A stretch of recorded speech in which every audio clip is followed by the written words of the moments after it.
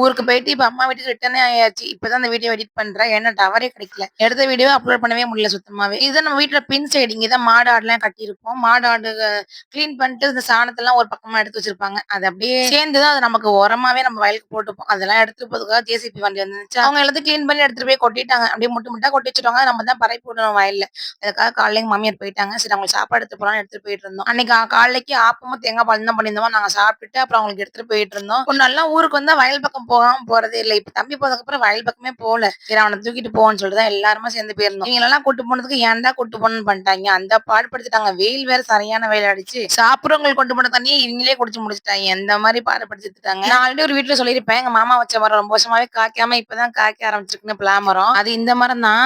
இப்ப நெறைய காய் விட்டு இருந்துச்சு. ஆனா நாங்க போன வாட்டி வரும்போது பலாமும் சாப்பிட்டோம். எல்லாமே காயாக்குறதுனால இந்த வாட்டி அறுக்கவே இல்ல. இப்ப நம்ம வயல்ல வந்து எள்ளு விதைச்சிருக்காங்க. எள்ளு இப்பதான் செடி முளைச்சு நெறைய பூ விட்டுருக்கு. நானுமே இப்பதான் பாக்குறேன் எள்ளு செடி. நானே அதிகமா வயலுக்குலாம் வரமாட்டேங்க. எப்பயாவது இங்க வரும்போது வரதுதான்.